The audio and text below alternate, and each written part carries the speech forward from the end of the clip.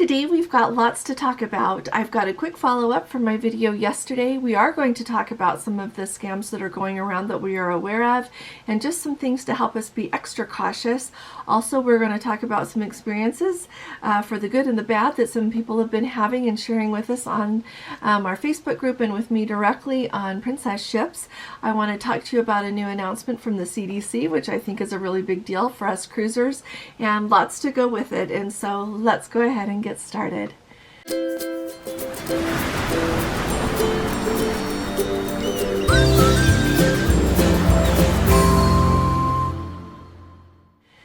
Hi there, this is Allison with Let's Go Travel Tips. Today I want to start up with a super fast follow-up from yesterday. As a result of me saying at the beginning that I had to take a couple of videos down, I wanted to let you know that no one runs my website except our YouTube channel and our website except for Gordon and I.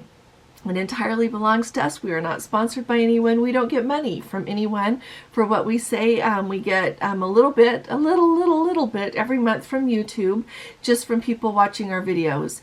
And so I wanted to make that perfectly clear that I am not paid by anyone, and all the opinions that I express here are mine, and that I don't, like I say, I don't say what anyone wants me to say. I took those videos down because Princess was upset with my wording, and I could decide to burn bridges and leave them there or not, and this time I decided to take them down. That won't always be the case, and by no means do I set out to say anything to upset anyone. Never. But I do share the truth with you, so there you go. So anyway, I wanted to make that clear. And then I also, it just occurs to me to add, if somebody called me today and said, we will sponsor your channel and pay you extra if you'll just talk about our cruise line, or if you'll only say good things about us, I'm not doing that because I wouldn't want someone to do that to me. I want Gordon and I share honest experiences and the experiences of our amazing Let's Go family members to help us all have a better travel experience, know a little bit more about what to expect based on the cruise line that we're going on or the ship that we're going on, and it just helps us all navigate a little bit better how we want to spend our money and where we want to go and how we want to get there. The other thing that I think is really important to know is a couple of days ago I did that video about celebrity receiving those very prestigious awards, and I've got some questions in the comments about people wondering, like, what other cruise lines did they check? And to me, that's the beauty of it. We don't know because they don't advertise. When they go to a hotel or a spa or a resort, a cruise ship, wherever they go, they don't tell people. That's why their system works so well, is because they do go with no one knowing what they're there for. And so they are treated the exact same as all of the other passengers are treated, so that they can really measure the experience.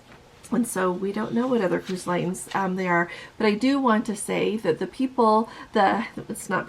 establishments that receive their 5-star and their 4-star and their recommendations and everything, those are like the tip of the top.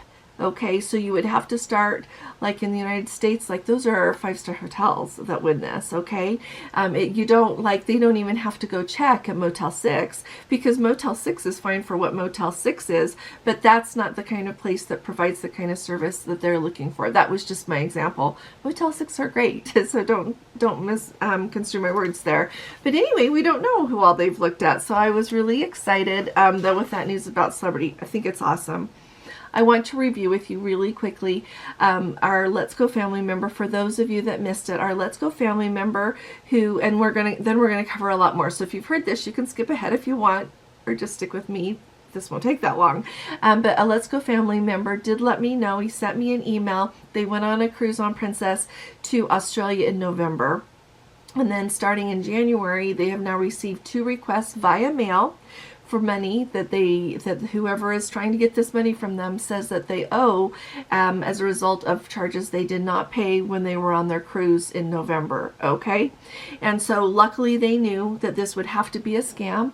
You don't ever pay money to people that way, and their requests were received on clearly photocopied Princess letterhead, and the people had though gone to great lengths to try to make it look real. They had a Seattle office for Princess return address on the envelope. And as I said in my video previously, it's really easy to mimic those things. Like on my Canon printer, I can print envelopes that say anything I want. And so it is really easy to put a logo on something and try to look like you're real to scam people out of money. So just be really cautious with that. And as a follow-up, our Let's Go family member has contacted the Postal Service because it did come through the mail, so it's mail fraud, and I have passed that information on to Princess. In the course of sharing that video, other people just randomly let me know that they have received scam things as well. And so this is really just my caution to you. Don't pay anybody money that requests it that way or over the phone.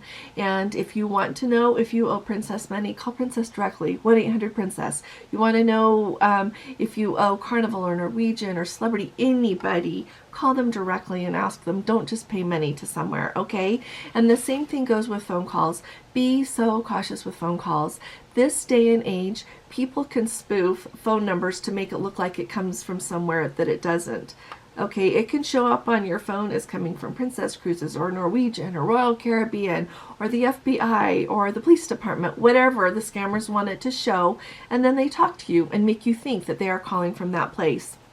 And so be really cautious. I don't buy anything from anybody over the phone anymore. And, you know, truly, I get a load of phone calls in a day between my work and my family, and I get more scam phone calls a day than I get real phone calls. So just be very cautious, and if somebody's trying to sell you something over the phone, don't fall for it. All right, that is not the way that we should be doing marketing in the year 2023. So just be so cautious, alrighty? And that doesn't mean that everybody who's trying to sell something over the phone is necessarily dishonest, but there are more dishonest people, I think, trying to do that than honest based on the number of phone calls I get. So be so cautious.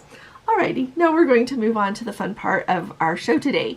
So right now we have a Let's Go family member who is on the Discovery Princess on one of these 80s cruises. And I really appreciate her sending this to me because she says, you know, usually when they go on a princess cruise, a lot of the main demographic will be like 60 to 80 years old, and that's fabulous. That's what they're used to. Now, let me tell you, there are a lot of you know, sometimes you go on cruises, I would even say it varies by season, by where you're cruising, how many people are in that demographic. But truly, a lot of people I would say are always 45 and over on a princess cruise. And then you have a lot of people that are younger than that. You'll have some families, but I would say that is mainly who we always see on a princess cruise, no matter where in the world we cruise. Alrighty.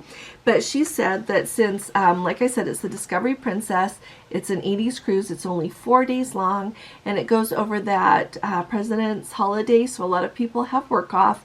She said that on this cruise, it's a little bit more, everybody seems to be 45 to 60 years old. There are not a lot of children, and she said the whole feeling of, the whole vibe on this cruise is really different than how it usually is with Princess. She said there are a lot more drinkers than usual. 5% of the people are dressed in 80s clothes. People are carrying around with them their personal speakers with them really turned up, and it's not and it's loud, and they're not considerate of other people at all. She compared her experience with what she usually sees on a Carnival cruise. Does that mean that that's bad? It doesn't mean that it's bad, because we have all of these cruise lines, and often you get a different experience on different cruise lines. That's why you go on different cruise lines, right?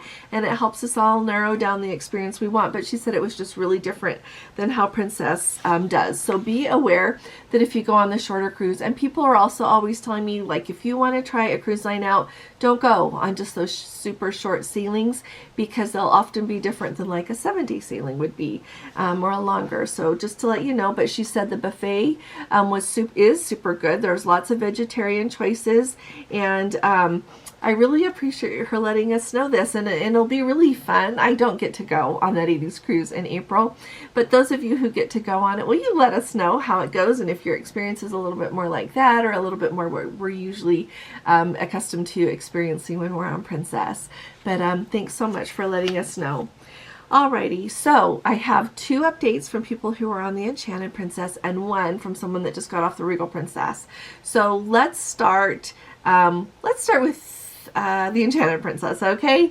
So we have two people who are on it, two Let's Go family members who are on it right now at the same time. And I thought that it was really interesting. One of them, the review, was just a little bit shorter. They just said they're on the Enchanted Princess and they went to Princess Key full, like the crew, like they've got a full crew on board and they are full as far as passengers go. Everything is going really smoothly, no complaints. This time they're in a deluxe balcony cabin, so if you're not familiar, a regular balcony cabin does not have that love seat sofa kind of thing, and the deluxe balcony does. I really do like those deluxe balconies. Gordon and I don't usually get those because they cost extra and we're trying to cruise more, so we've just tightened everything up. But anyway, those deluxe balconies are very nice. She said that usually they've been spoiled that they get to have the mini suite with a bigger bathroom, but she said that the shower in their deluxe balcony cabin is just fine. So they're having a splendid time. Now, the other thing that I thought was really interesting is we have another Let's Go family member on board the Enchanted Princess right now who loves, they sail more Holland America, I believe, than Princess, and so they just kind of provided an overview on several things. So if you are going on the Enchanted Princess soon, they said that the embarkation was hectic, but they probably were there right at the peak time. And they said that, I remember when COVID first ended and we had the restart, there were all those crew members there that when you got on the ship, they would just be clapping because they were happy to have us back. I remember clapping back and saying thank you to them because we were so happy to be there too. She said that there was none of that when they got on board, and I haven't seen that for quite a while either. I'm trying to think if anybody has been there to welcome us on any of our cruises. This last time, when I got on Celebrity, I think someone was standing there to welcome us. When I got on Royal Caribbean, someone was standing there. But just to direct us, like where to go. Go that way to get to where you want to go. Not the clapping and all of that anymore.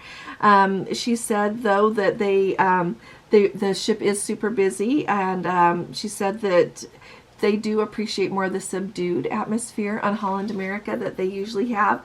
Now, here is a question that I've got for you. I'm going to have two questions today. This is the first one. How different do you think? I think that the cruising experience is becoming different as we are moving further and further away from COVID. It is getting to be really customary lately for us to hear of these ships being full to capacity, and if not full to capacity, just almost.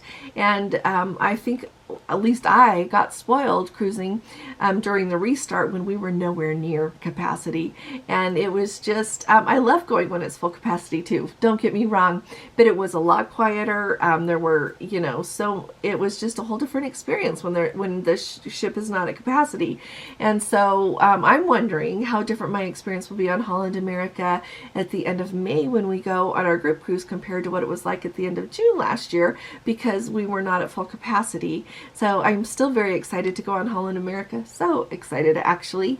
But I think that my experience might be a little bit different. I don't expect my food to be different, and I don't expect like the entertainment to be different, but probably just really how full the venues are, how early you have to go to get a seat, and maybe the all-over noise level, because when you have more people, even if it's a quieter group, it's going to be a little bit noisier. So anyway, just the things we've heard before. They ordered a drink and it took a long time to get there. It kept saying that it was being prepared, but it turned out that they were short on bar staff, and so their drink took a little bit longer to get to them. The main dining room food, she said, was really good, but the service was a little bit slow. It took 2 hours and 20 minutes for their dinner with dessert. And so anyway, that was their experience on the Enchanted Princess. So to me, overall, it sounds like things are going really well on the Enchanted Princess. It just sounds like they're super busy and definitely full on passengers. Now, here's the big question for today that I want to talk to you about. So we've got a Let's Go family member, and they just got off the Regal Princess. They had booked a club class mini suite. So their experience, two things stand out to me. One, they saw their cabin steward on the first day of the cruise, and they didn't see him to talk to him the rest of the cruise. They said that they asked like if they could please have ice in their ice bucket every day, and so they got it, but on the first day but then they didn't get it on the other days. And so the other thing, then there was a little bit of a wait. They went to Sabatini's, and after an hour they gave up and left and went down to guest services and got their money back because they hadn't gotten their food. Other than that, so the other thing that really, this is really the biggest thing to me though, you do want to see your cabin steward, especially you're paying for a mini suite and a club class mini suite. That should be the best service right there. But they said that our shower leaked water and the rug next to the bed was damp and smelled moldy. The cabin steward said that they knew about the issue and all they could do was vacuum the rug. So they were saying that that they went on this cruise on the Regal Princess because they had been on the Discovery Princess this last year to Alaska and everything was fabulous. So they booked this cruise and they don't know if they want a Cruise Princess again. So here is my question for you. Like, how many chances would you give a cruise line? Would you book another cruise, or would you be like, you know what, I'm just not doing that anymore? To me, you wish you would see your room steward more often, so that's not good service right there. And then, but you know what, to have smelly, moldy carpet next to your bed, I'm going to say that's a deal breaker for me. If I had to smell that all week long, by the time I was done, I wouldn't be feeling well. And if the ship is full, maybe they didn't have another cabin to move them to. I don't know if they even asked about that. I would ask about it if it was me, because smells like that are a deal breaker for me. And so if I had been on that cruise, I could tell you I'd be trying Celebrity next if it was me. And if Celebrity was going everywhere I wanted to go, I'd be going on Celebrity. Does it mean that Celebrity is exactly like Princess? No. Would I miss Princess? Yes. I would thoroughly enjoy Celebrity though. But how many chances would you guys give a cruise line in an instance like that? And how do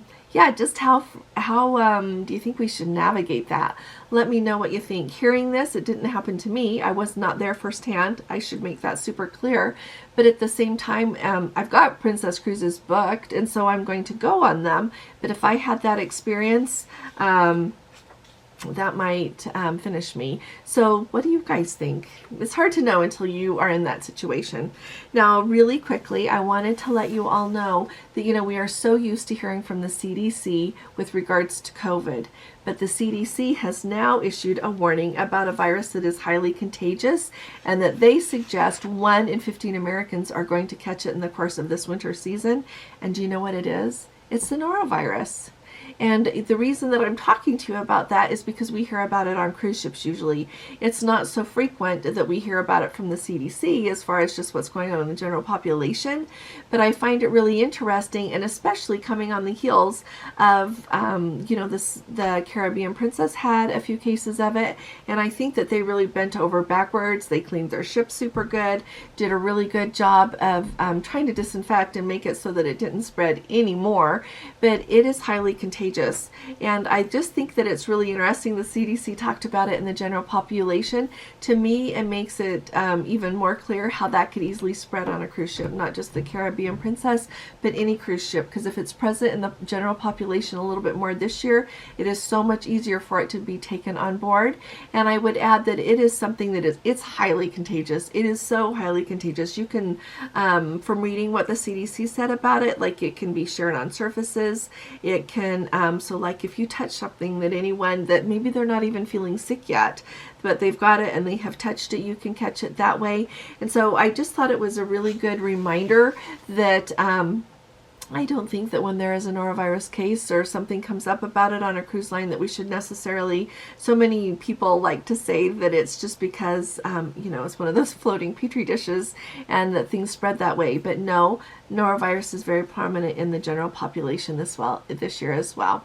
And then when I say these things about what a good job the Caribbean Princess did with disinfecting, and then I think of the carpet instance, I think, I would give them another chance. So those of you who are watching this, if you happen to be the people that this happened to, and these people were so kind, I should add, they shared it over on our Facebook group. So if you do Facebook, come and join us over in our Let's Go family.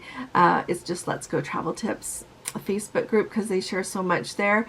But I would probably give Princess another try, and then if it doesn't go well, then you can give up. But I would say, and this is really important, everybody, be your own advocate. When you get a room that has that going on with the carpet, get yourself down to guest services and tell them that it's not acceptable. Okay, and get them to move you to another cabin. I know that they save some cabins. All cruise ships save some cabins, even when they're sailing at full capacity, because they know that things come up. So go down there and insist on that. And in the very least, if they're not able to give you another cabin, there should be sizable future cruise credit from having a moldy smell in your cabin all week that's wet on the carpet.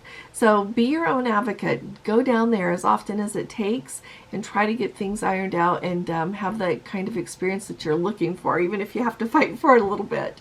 So I really appreciate all of you. Thank you for being here with us. Thanks for all you bring. We really appreciate you. If you haven't subscribed yet, please do subscribe. And if you think I ever share anything valuable, please share our video. You can share it on YouTube. You can share it on Facebook. You can share it wherever you think that it would be helpful for people to get this information. If you appreciate these updates, please give this video a thumbs up. And I will be talking to you all again really soon. You all take really good care. God bless you. Love you. Bye-bye.